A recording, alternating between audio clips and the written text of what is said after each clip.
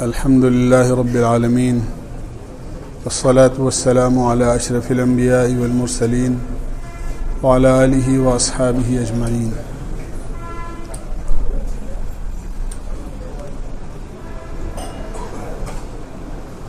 دوستو بزرگو،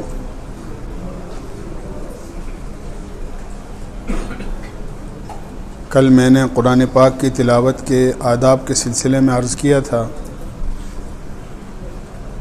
اعوذ اور بسم اللہ پڑھ کر قرآن کریم کی تلاوت شروع کرنی چاہیے۔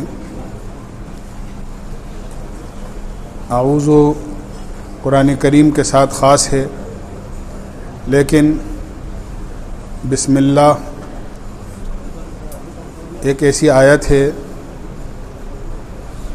اور ایک ایسی دعا ہے جو ہر اچھے کام سے پہلے اس کو پڑھنا چاہیے۔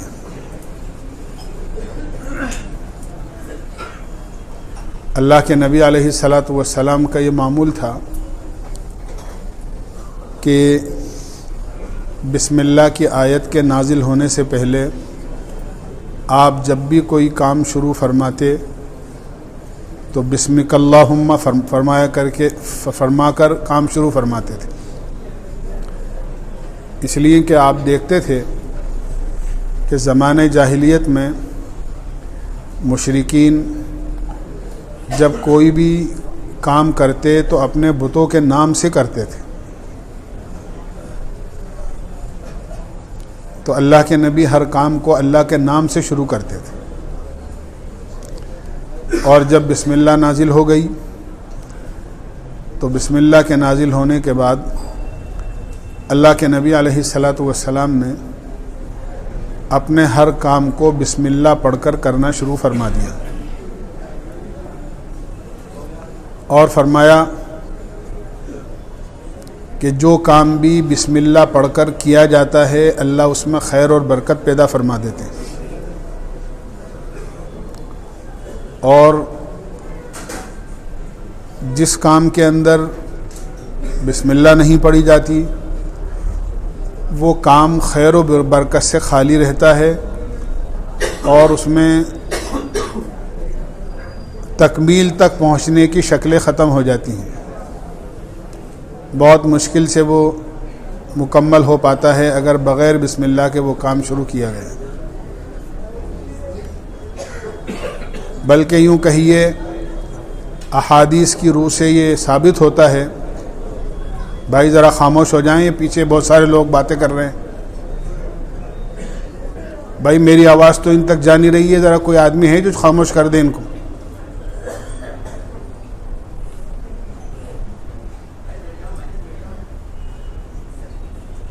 بھائی بیٹھنا ہے تو خاموشی کے ساتھ بیٹھیں، ورنہ اپنی ضرورت پوری کریں۔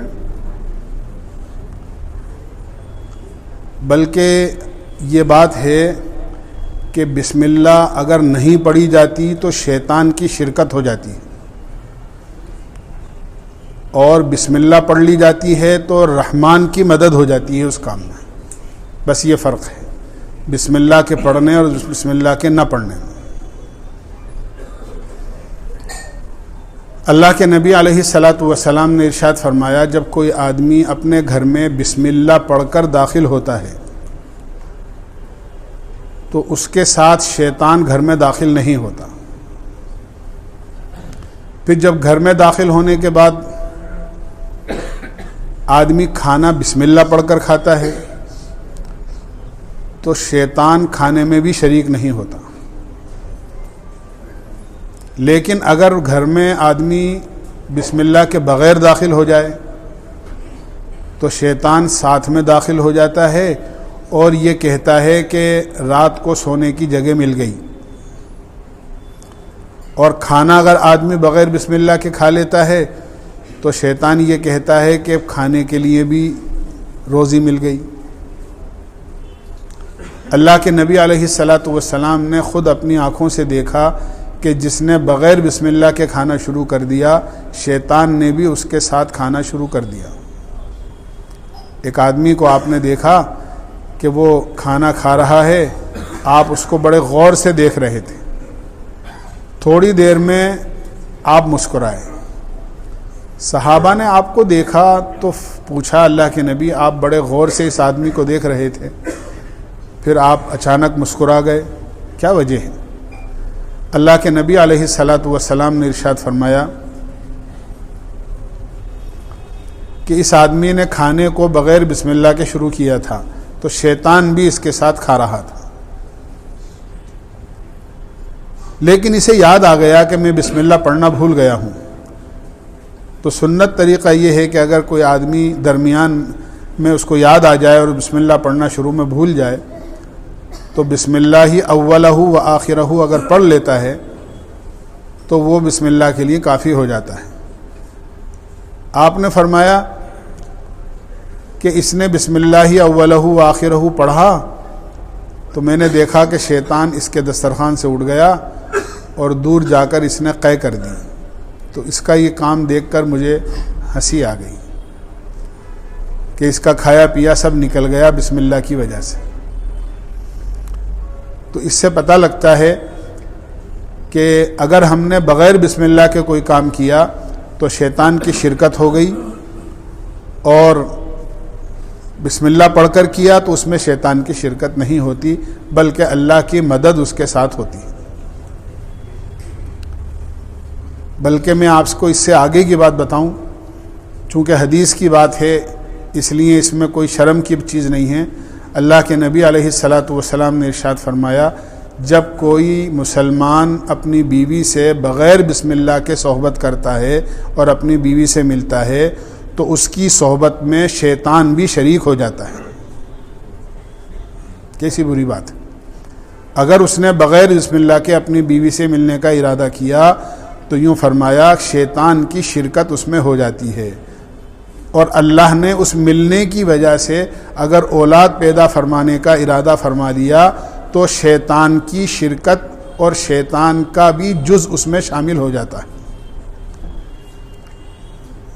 پھر ہم لوگ کہتے ہیں کہ جی دعا کرو بچہ بڑا شیطان ہے، کہتے ہیں نا کہ بھئی آپ بچے کے لیے دعا کرو بڑا شریر ہے، بچہ بڑا شیطان ہے، تو شیطان تو ہونا ہی ہے اس کو، اس لیے کہ وہ بغیر بسم اللہ کے پیدا ہوا ہے اور اس میں شیطان کی شرکت رہی ہے، تو جب شیطان کی شرکت رہی ہے تو وہ تو شیطان ہی ہوگا۔ یہ حدیث کی بات میں آپ کو نقل کر رہا ہوں۔ اس لیے کوئی بھی کام آدمی کرے اس کو بسم اللہ پڑھ کر کرنا چاہیے،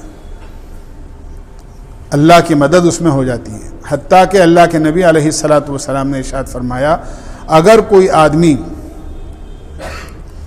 وضو کرتا ہے اور بسم اللہ پڑھ کر وضو کرتا ہے تو جس طرح وضو کے اعضاء پانی سے دھونے کی وجہ سے پاک اور صاف ہو جاتے ہیں، اللہ تعالیٰ بسم اللہ کی برکت سے اس کا دل بھی اندر سے صاف کر دیتے ہیں اور اس کے جسم کو گناہوں سے بھی صاف کر دیتے ہیں۔ بلکہ اللہ کے نبی نے ایک صحابی سے فرمایا، ایک صحابی وضو کر رہے تھے، جب وہ وضو کر چکے تو اللہ کے نبی علیہ الصلاۃ والسلام نے صحابہ سے فرمایا کہ جس وقت یہ وضو کر رہے تھے تو ان کے ہاتھوں کے دھونے کی وجہ سے انہوں نے بسم اللہ پڑھ کر وضو کرنا شروع کیا، تو جب انہوں نے ہاتھ دھوئے تو ہاتھوں سے کیے ہوئے گناہ دھل گئے، جب انہوں نے کلی کی تو زبان سے کیے ہوئے گناہ دھل گئے اور صاف ہو گئے، جب انہوں نے چہرہ دھویا تو ان کے آنکھوں سے جو گناہ ہوئے ہیں وہ دھل گئے، جب انہوں نے اپنے پیر دھوئے تو ان کے پیر دھونے کی وجہ سے ان کے پیروں سے جو گناہ ہوئے ہیں اللہ نے ان کو دھو دیا۔ تو بسم اللہ پڑھ کر جب آدمی وضو کرتا ہے تو خالی اس کا جسم پاک اور صاف نہیں ہوتا بلکہ اللہ اس کو گناہوں سے بھی دھو کر پاک کر دیتے ہیں۔